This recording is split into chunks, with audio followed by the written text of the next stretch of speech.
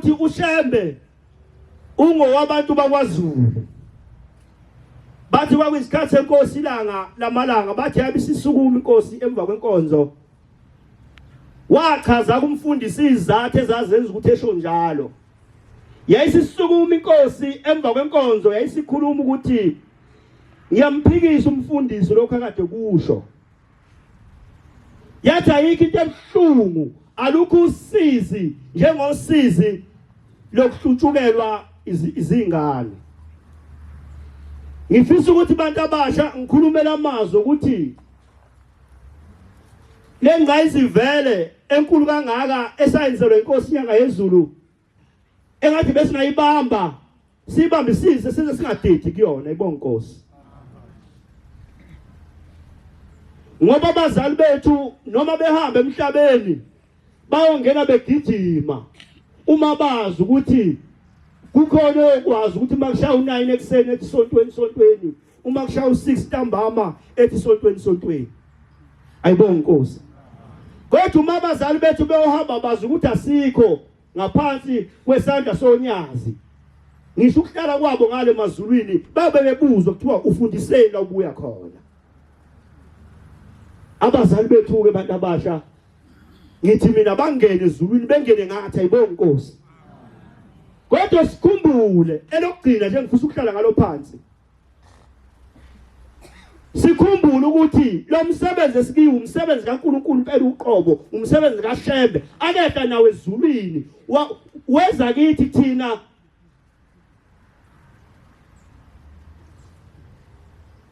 esikhona lapha emhlabeni ayibonga inkosi. Asikho kwipolitiki masila. Akusho ukuthi akwengikhulume ngale msebenzi wenabashu. Akusho ukuthi uma sikulo msebenzi wenabashu mhlambe ukujoyina inyunyana mhlambe usemsebenzini kunothisha la. Lapho makhathini ngiyababona othisha. Khona inathu khona isathu khona uma ukulo msebenzi wenabashu awujoyinile inyunyana. Nikole endlini. Usemsebenzini kaNkulunkulu asikho kwipolitiki la. Ngakho ke uma qala kuba October inkosi inika inkonzo. Ithi ngizonika inkonzo intsha enabasha leli bandla ezihlalisuthi noma ezintaba yepheze. Uma wena uhlehle kulo msebenzi kaNkulunkulu kusho ukuthi uhlehla kuShembe. Amen. Inkosi yokusisa lokho enizweni.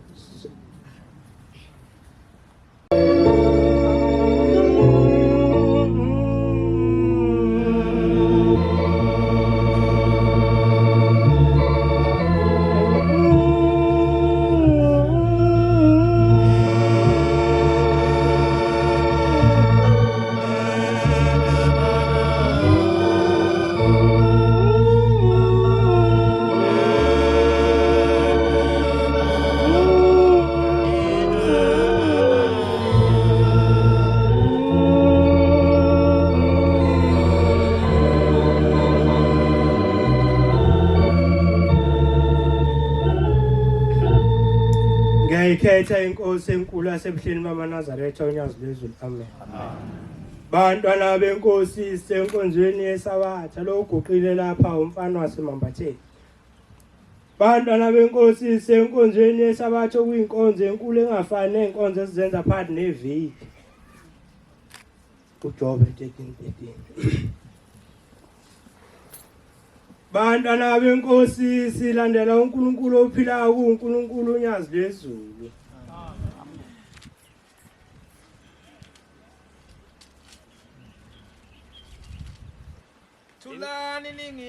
Thulani ngiyeke ngize ngikhulume nokuba kufikani kimi akufike Bantwana benkosi siyalibonga ithuba esiliphiwa abazali bethu kuba sikhulume ngalo Shembe. Abasikhombisela. Siyabonga nakubazali abaphumile ukuba bezosilalela singabantwana sizokhuluma ngoShembe abasibonisele. Khona bezobona nokuthi kusashodapi kumele beqinisephi ipanela lapha kithi. Uthi uShembe lapha emthandazweni wokulala ku31 evesini uthi ekukhulekeni kwakho yendlala yahle inhliziyo yakho Ungakhuleki nje umlomo ungazi ukuthi uthini futhi ungazi ukuthi ukhuluma nobani. Sikuleyo nkonzo bantwana benkosi. Ephinde ethi lapha emthandazweni wesabatha lalelani izwi kaJehova 22. Ukulaleleni izwi kaJehova kuhle ukulalela ulenze ungalaleli nje ungezwi. Gcinani isabatha kaJehova ngathi ngisho kahle mangisho kanjalo. Usho njalo uShembe bantwana benkosi nami ngithi angiphulela abafowethu abafikile ukuzosibona lapha ethempelini lakithi. Ngithi angibaphulela amazolo. Uthi umfundisi uJele mayikhuluma indaba yasezulwini ngelinye ilanga uthi kwakunamadoda ayenemfuyo. Imfuyo yawo ihlushwa amakhizane ngelinye ilanga asekhanda idipho ukuze inkomo zawo izohamba ezifake edibheni.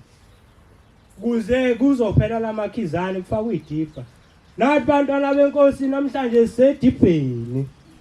Bantwana benkosi ngithi angicelele insizwa amazwi ezulwini amazwi alingana nathi singakhulumi indaba ezizosigibeza phezulu kobaba. Ngithi angicelela amazwi ezulwini inkosi ibusise nikuzwini. Kosi aku sikho kwami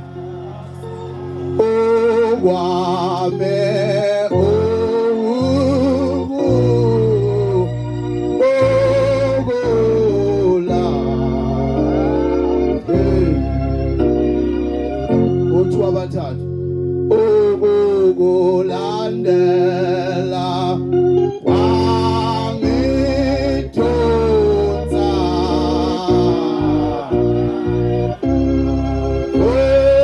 wena baba wena baba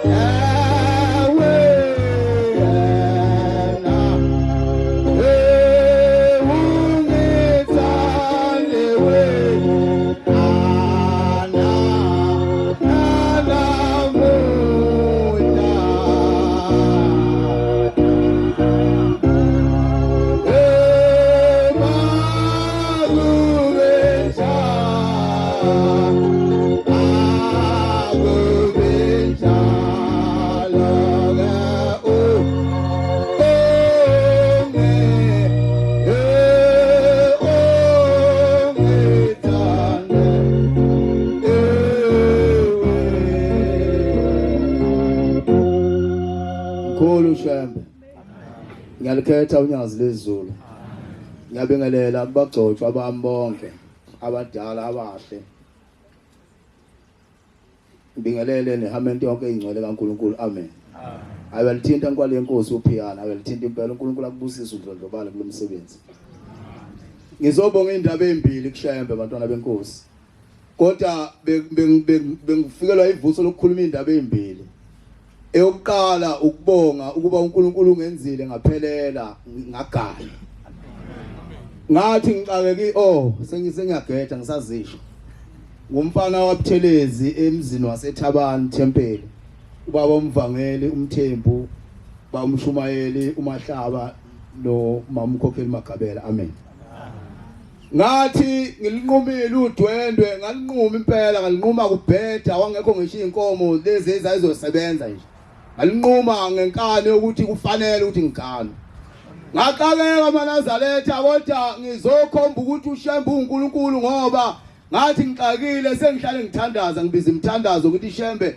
ngelekelele Nkosi ngelinye ilanga ngayibona indlondlo yomusa madoda unyazi lezulu ngiyibona engathi ngisemzini kaBaba ngwazi loyamuzi amasango akhona avuleka nawo ayakhanya akhazimula uhamba namakhosi inkosi engayibona kahle yakaqwabe ayihamba ngapha kwakhe amakhosi efaka imjiva kodwa wani mayisefika eduze kwami ngavele ngamemeza mina ngathi inkosi yamakhosi kwangekho ithuba lezimbhenge ngathi inkosi yamakhosi ngixakekile shembo ingcwele Nkosi yamakhosi kungena udwendwe Nkosi kanginalutho izinto seyivele zabheka ezantsi zonke shembe ngicela ukuthi ungisize ndondlo musa yathula ayufakile umjiva yayifake ijazi lelamakhaza elide lelamakhaza yayisiyama yathula yabamba ibhathi layo kanje yathula yasiyangibuka yayisithi uyangibona mina yathi mina kade ngingena udwendwe lwendodana yami lwasina ladlula nawe luzosina lidlula inkosi ikubusise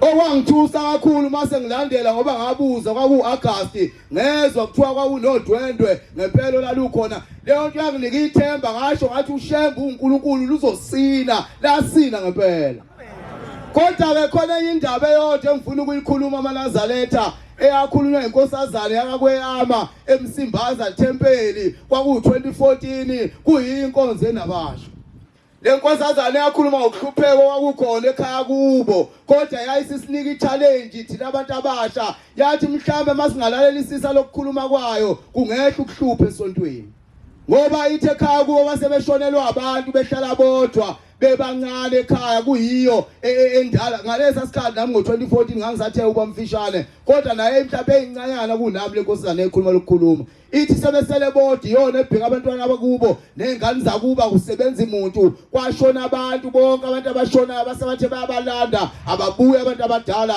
ababuye phakathi kwekhaya uthi ngelinye ilanga sase siyakhumbula ukuthi sinoshembe thina sase siya kumshumayeli wathi umshumayeli hayi ushembe uzobe sebheka uMesiya lapha kufanele abantwana bami nifike ekhaya nishisa impepho nikhulume nomnikelo wenu nithi lo mnikelo uyakushembe ninabantu abadala namathelani kuwo lo mnikelo nibike lonke lento eniyibika nibikela ushembe ithi lenkosazane bahamba bafika laphana bawenza lokho ekhaya base behamba bebheka uMesiya base beyabuya banikela lo mnikelo wathi mabebuya ngomsombuluko kwangena ucingo udade wabo omncane wathi usethola isikole enyuvesi uma ethola isikole enyuvesi bese adithwe yilowo ngena ucingo likababa wakhe uthi ubaba wakhe mangena ucingo lakhe uyaqakeka uthi usibanibani olibiza ngegama lenkosazane uthi yebo yena uthi hayi mina ngubaba wakho usibanibani uthi kade badukelana umndeni omningi nje nalaba bathi makuhlwana umndeni bahamba babheka le nalaba bahamba babheka le uthi ke wayisethi awibina ungethuki mina ngithunyiwe kuphi ngifuna ukukhona ngifuna ukuqoqela yona uthi wayeseyasho uthi hayi baba ngikhona wathi kodwa ngemsebenzini wathi hayi hlela usuku ngoba ngithunywe imndeni eyalalo thulu lomhlaba ukuthi nginiqoqele yonke into engikhombise yona lo baba uthi wathunyiwe akasili iNazaretha uthi ke lo baba mayisefika lapha ekhaya inde kodwa ngifuna uyinqampuna ngoba eyami nawe umuntu omusha ukuthi fanele uzazi ukuthi wawuzokwenzani la iNazaretha uthi lo nkosazane wakakweyama mayisekhuluma le ndaba yakhe uthi mayefika lo baba uthi uthunywe imndeni yalalo thulu lomhlaba lemndeni le ubonile ushembe ihlanganisa uthi nababe hambe beyizangoma nababe bedutshuliwe benegazi uthi beqhamuka indoda ithi shwinje efaka into emhlophe ifika uthi wabizwa wena isibahlanganise ndawonye bagcwele labantu bonke uthi ke mathi base behlangene abatshela ukuhlambulukelanani manje hlambulekani yenzani inhlambuluko yenu ngoba nina nahluleke emhlabeni izingane sezinakhela umuzi ngizonithatha ngiyonikhombisa umuzi wenu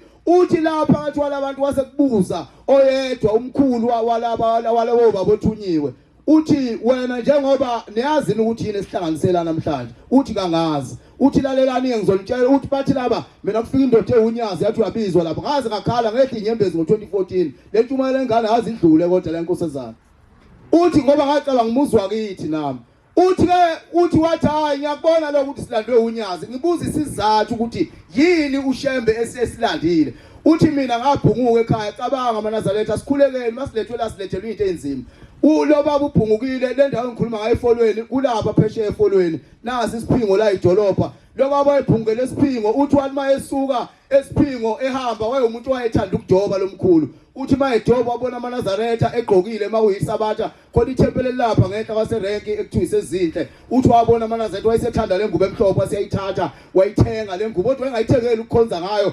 wayimayisedoba ke semilo olwandle esephosa udobo ufake lengubo emhlophe kwaqhamuka omunye ubaba wathi wenzani lana wena wathi hayi ngiyadoba wathi lengubo odoba ngayo phoye kabantu wathi ngashembe lengubo fanele uthandaze ngayo lengubo lena uthi wase kumsinda lokho wayithatha lengubo ayisonga ayifaka eboxini wayibeka uthi kanti kwenzeka lezi zinto lesikhathi lesi insuku zami sezodlula emhlabeni uthi wahamba isikhathi esincane ngadlula emhlabeni uthi wahamba isikhathi wafika ushembe kimi wafika wathi iphi ingubo yami ngakhumbula ukuthi wathi wakhumbula ukuthi ingubo yakhe wayikhipha ushembe uthi wayikhipha eyishide ethi uyayijabulela uyayithatha abantu abangale badinga ushembe bonke wathi uyayithatha lengubo kaShembe wathi uShembe hayi le akuyona yakho wena waba yisehluleke emhlabeni wayibeka ingubo yakho lena ngiyoyinikeza amadodakazi azalwa amadodana akho abafana sebeyolandela uthi ke uthi uShembe wahamba yizo-ke lezi ingane namhlanje na esezihambe zaya kuShembe ithi lenkosazana yakweyama uma sonke singakhumbuli ukuthi isizathu esenza ukuthi sibe lapha yini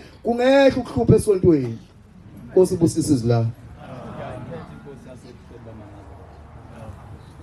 Bangcwele uShembe uNkulunkulu amen Mhlambe anginanhlanhla liyangibhubhela Ngizawusho bangcwele imisebenzi kaShembe ayenzekini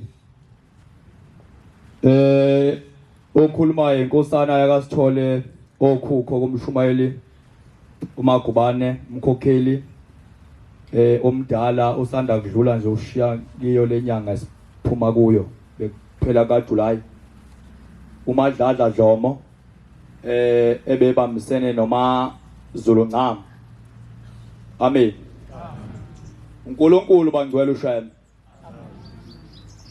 mhlambe ukuthi uBombela wafika ebona indaba kamkhulu no ngeke ngithi umkhulu mhlambe ngizothi ukhulu angazi owayenyanga wafika wazomfuna ngasithole amen lo Shembe mhlambe lo nhlanhla enginayo mhlambe isuka lapha anginanhlanhla liyangibhubhela uyazi mangakutshela nje khona nekhulade ngiyithola ngishizo la ngiyalo uthi yanti angize ku-induction akuyena uShembe lo wenza lo msebenzi ngizawuvula ngesihlabelelo bangcwele izwi 147 izwi lezulu kali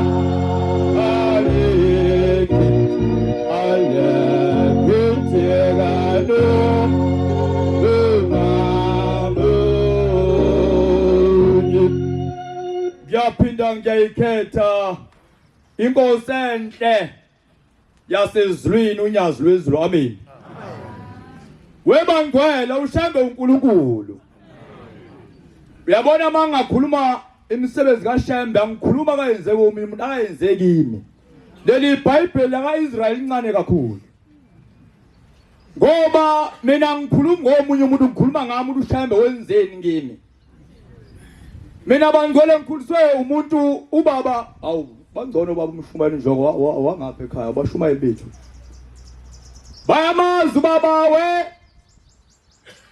wagula ubaba ngemncane wangena ubungoma wasikhulisa ngepension endlini yakwethu kuyindlu yodaka namhlanje kunama alumnium. Hayi angifuni lolu daka kufakwa bangwele yini lezinto lezimfuku ewindini. Ayishintsha lezo zinto zonke zingama aluminium. Boshembe bangwele. Mina ekhaya ngibe wokuqala ngqa uqeda umatric. Boshembe. Khaya umzomkhulu bayakwazi lokho. Ngoba ushembe mayefuna ukushumayela ngawe ubonisa umhlaba ukuthi uNkulunkulu. Angimkhulu ngehlula. Boshembe amen. Mina ngishabelungu vele ngibatshela nje isilungu esingaka ngisipho ushembe. Avela goba shone phansi umlungu. Anofunda bangcwele washemba sifunde ukuze singasabi seyindaweni esisebenza kuzo. Amen. Hayi mina belungu ngibasabi. Vele ngimtshele nje afika elethe lento engiyifunayo. Bangcwele ushembe lo uNkulunkulu. Uthema ngabe sengiqedile umatric.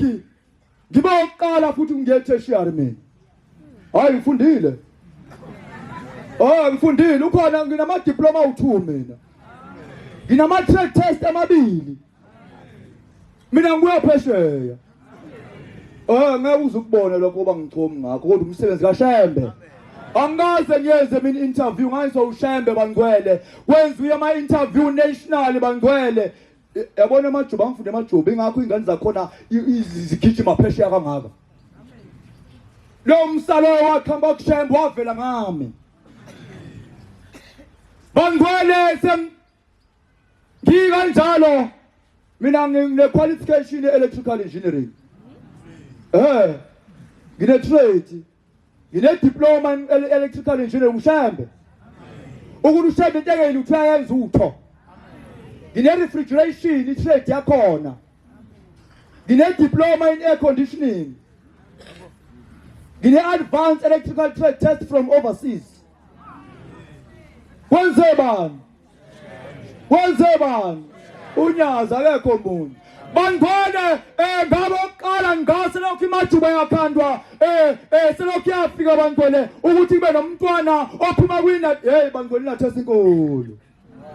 Ngabe oqala ukuthi kube umntwana ophuma emajuba bangcwele oyaphesheya ukhona sawaphu 7,000 icheck la mina ngaphi isalary yathi majuba ngesikupha 7,000 free ama-switch owadla phesheya lawo.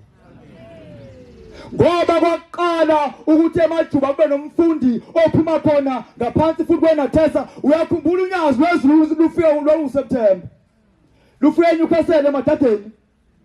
Niyakhumbula ilonyanga ngihambe ngawo kwenziwa yini iqondane phuma umntwana emajuba oyinazaretha abangcwele oyaphesheya lose lifika futhi unyazi wezulu leza kunathesa kwenziwa yini iqondane. Xaxa zabantu ayifani kodwa akuzukubona lokho. Amathi noma sengicela Shembe sengithi Shembe ngicela ukuthi mangihamba ngiyaphesheya ungithwale uhambe nami. Hawu bangicela ukuthi Shembe esebuhleni ngambona mina ephesheya. Wathi mbana efikile ebusuku ngilele wathi ngizokubheka ukuthi njengoba ulona uhambe kanjani. Ngathi inkosi ngihambe kahle. Waselicela konke okucelayo ngathi Shembe ngicela umsebenzi. Wasebuza ukuthi abazali bakho njengoba ulona uyabondla yini. Ngazethu siyabondla nabazali bethu. Ngoba isibuzo sokuqala siqala kumzali la uphuma khona ngisho wayifaka uyabona umkhele ngugqokile awuyilutho bangamazi umzali ekhanga ngaze ngifake nje izambane. Ukuthi mina ngidla amapizza nentombi edrobheni kodwa umzali wami akaze ethule ngishiya izambane ekhaya akaze ngisho 500 wami kodwa ngiyasebenza. Ngeke usithole isibusiso. Mhlawumbe ngane ibusiso engaka nje bangcwele. Ingoba ikhaya ngiyalazi. Baba sasho kodwa ngeke uthuma uthenge 80 yami 80.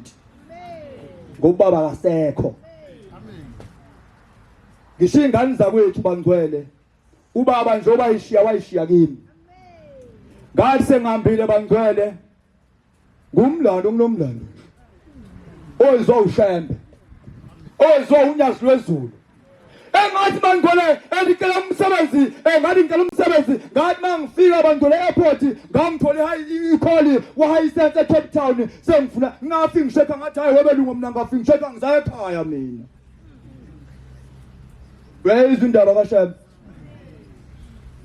engathi mangishula lapho bangigole ngazofuna indlela yokuthi ngingene emayini ngapha bayazi leqeda esanda kuvalwa nje bangigole uShembe baza bakhumbule ngoba sinemayini yethu yasokhukha kade yondla imndeni uShembe ngathi ubengasila emlindweni athi bengayisikhumbule bangigole le yamayini ivuleke ngoba nami uShembe usebenzile kungakhipha abalungu ade bese behlela 20 years uShembe bangigole ngithi Shembe Nkosi ngicela ukuthi ngene kule yamayini ungiphuma umsebenzi hayi ngithe mangibona ukuthi bangivimba akavimbi uShembe bangivimba ngase yithi ngizongena nge-learnership yona eyangikhiphela i-trade lenginalo idiploma from 1985 lento engangiyenza refrigeration imayini ayikaze khiphe ngisho learnership kodwa iziyaqala zoyikhipha ngami yasigcina futhi wakwenziwa yini kanti uShembe uyazi ukuthi mangabe ngimnika lo mntwana lo msebenzi yini engifuna ukuthi ayenze mina ubaba wami emhlabeni uma engagidile wakhipha inkomo eziwu4 kodwa 2014 esabatheni ila ngaqala khona ukuguqa ngathi Nkosi ngicela ungisize ngilelela ubaba ukuze nowami umafa ku14 njengabanye omama bangigole wathi mangabe kukanjalo ngathi mina ngabe ngivimbe abelungu bangithatha umlungu ugroup HR manager ngaze ngisho ngishi interview uthe bengithatha bahamba bayongifundisa ngafunda bathi bangivimba bangigole ukuthi bangaphumula abelungu abanye abelungu bavele baxoshwa ngoba into kaShembe ayivinjwa owathi uyangikhomba bangigole ethi hayi lona ngifuna ukuxosha wavela thatha ikhophi ngeke ngisho ukuthi ubani into kaShembe bangigole ayivimba mvimbi into noShembe ngathi bangigole lo msebenzi lona uShembe bengabe umuntu ngeke ngize le contract izobe yami lephethe labelungu ngoba uShembe ungifaka ngenhloso la ukuthi uyazi ukuthi ufuna ngenzeni la uShembe ngoba uNkulunkulu uzoyibhala incwadi labelungu ngizabakhipha uShembe bangigole wabakhipha labelungu wangena mina baba icontract emayini besaba bathi bazama ungixosha ngisho abelungu nayo ngibatshela nje into engifuna ukubatshela yona wenzeni into engifuna ukuthi iyenzeke ngithe sengiyicontract bangigwele ngangicele ngathi Shembe nami wami mangifuna agide ngangiqala bangigwele ugogo bangigwele ngangihlaba inkomo wangabe wayekhumula ngenkomo inzima ubaba wayengangimgeza ngangabe ngikhumula uma inkomo ngozila ngilungisela ukuthi gijuma ehlanzekile konke ngithe mangisuka phansi ngiqala indlela zamalobolo ukuthi ubaba nami ngifisa phela noma sengasekho uthema kanjalo ngawaqala bangigwele yonke into ngayenza bangigwele ivumelwano ngahlaba ingangaka inkomo bangigwele inkomo khuluma ngibakubani yani lenkomo lethu uma ekhaya iyomkhoyisa inkomo wa 15,000 isiphuka senkomo engakho ngoba abazali bami bayi original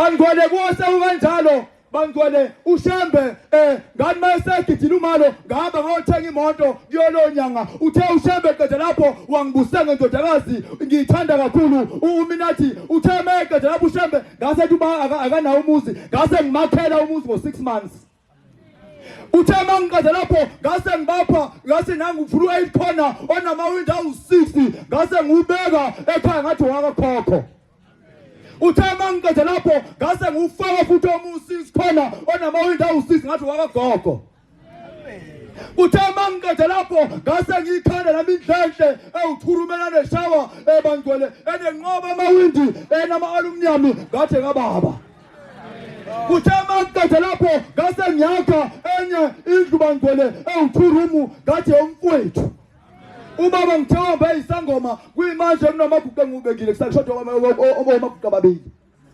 efune ngibakhe bangcwele ukuthi wokhulukhulu lo khokolozi abangaphambili walabo bokhokho efunenge babeke phakathi kwendlu no phakathi komuzi wasekhaya bangcwele hayi ziningi kakhulu isikhathi sifushane ngoba uShembe uNkulunkulu senzele izinto ezihle ngiyacela bangcwele uShembe izolo ngithola ikholo ngathi angisafisa ukuthi ngihambe ngiye ekhaya mina njengoba ngilokhunja nje ngathi isifiso sami sokuthi ngiyisebenze ngoba uShembe uthi inkosi ibusise imisebenzi yezandla zethu ngifisa mangabe ngithandaza uShembe akhulisa umsebenzi wami ngavula i-tuck shop ekhaya ngizawuthenga impuphu nje kuyimanje ngisaphula abantu ngempuphu ngiyacela uShembe lo msebenzi awukhulise ngoba akuwona wami okaShembe akuwona wami ukuthi wondle ikhaya ngoba bangcwele uba bengasekho nje wona oyophilisa ikhaya ngafaka nemoto ukuthi ilwazi layisha abantu uShanele yazivimba ngiyacela uShembe awucoshe uShanele ukuze imndeni yobaba omkhulu ikwazi iphile bangcwele ngicela lokho bangcwele kunalapho bangcwele ngifonele eMaritzburg izolo esiqiwini ufuna ngiyesiqiwini angazi nokuthi ngiyokubizela ini kodwa nje kunawo noma indaba zama-business phakathi ngithema ngifuna ukuthi angizwe kwifandi angizwe kwi-induction bengingalindeleke kodwa uShembe ubazi yena ukuthi-ke njengoba ngibiziwe nje ngibizelwe ini ngiyacela ukuthi konke lokho bangcwele akwenze kwenzeke ngoba nanku umuzi bangcwele sifisa ukuthi wakheke umuzi kaShembe ngasho baba umfundisi ngiyacela lokho uNkulunkulu ngoba kusuke kwaphela lona itoho lapha emayini lade sikhona ngathi mina emzini hayi magubane ngiyakusho lokho ukuze insizwa khona zazi ukuthi mawungabe uthanda uShembe kwenzela okuhle ngingathenga uSimende nje ngathi angifune umixa namuntu athenga ukuthi uSimende utheki phakathi kwalomuzi ngoba ngenzela yini uShembe ngasuka lapho ngakhomba uthando ngawuthenga uSimende ongaki 40 angoba msena umuntu ngoba ngenzela yini uthando uthi uShembe azasikhumbule masakha imezi kaNkulunkulu bangcwele kusashoda baba umfundisi ngiyacela ngoba ngisazama ngakhuluma amagubane uyakhumbula kwathi kwenziwa uzofakwa ugesi la ngathi nami Shembe ngiyacela ngoba ngenza umsebenzi wama refrigeration nama air conditioning ngathi ngiyacela nami la kuyohlala khona inkosi Jehova ngoba uNkulunkulu ongahlulwa ilutho nami ngiyafisa ukuthi uShembe kulomuzi wasemlindweni ngifake ekhona bangcwele uthi uNkulunkulu mangabe mhlazane efika la emlindweni anibevula ekhona avule kwi-aircon yasemakwande mathole Nkosi buseni kuzwile bheka baba umsa yakho izwa umsa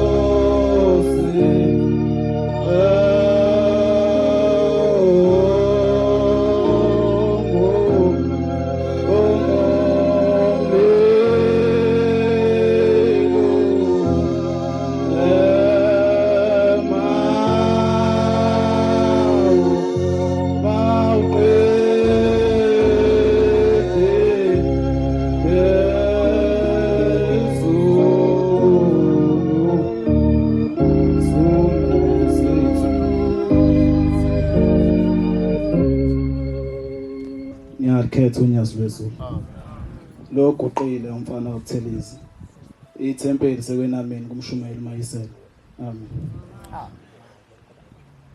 Uthi umshumeli Mkhwanazi lo phambi kwami ngeso sokuqala kuJuly uthi uyadela umuntu owazi uShembe uthi ubani. Siphathi kwale ndawo nje sihlanganisa uShembe amen. Novalo ngiyesaba phambi kwabazali bethu kodwa zokhuluma indaba ezimbala sengihlala phansi nesikhathi asisekho.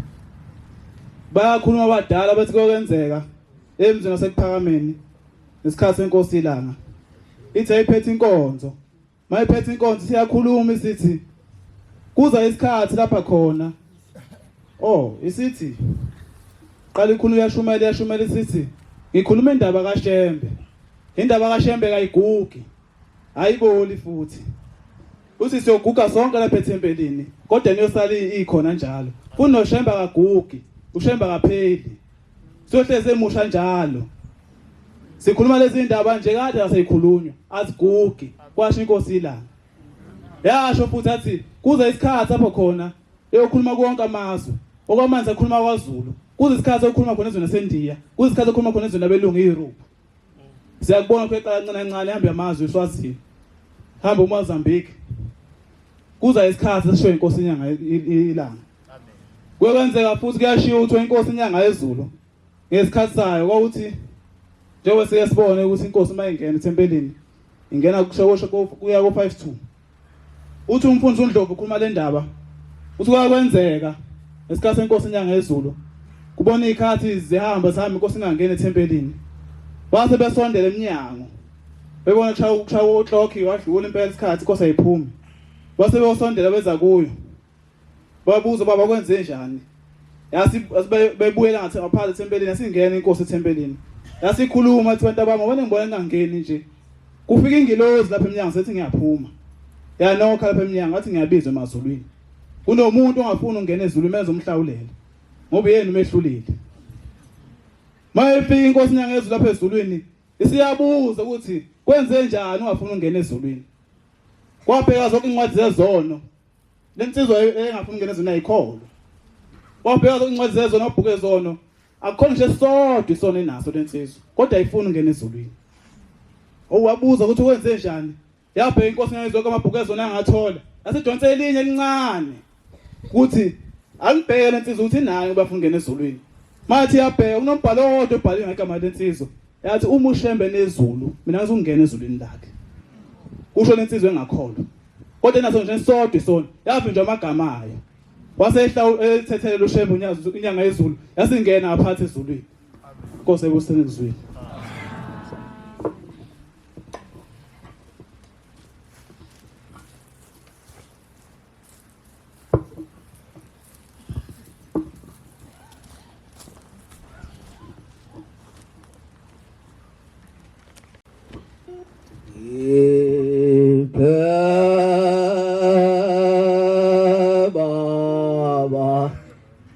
Baba,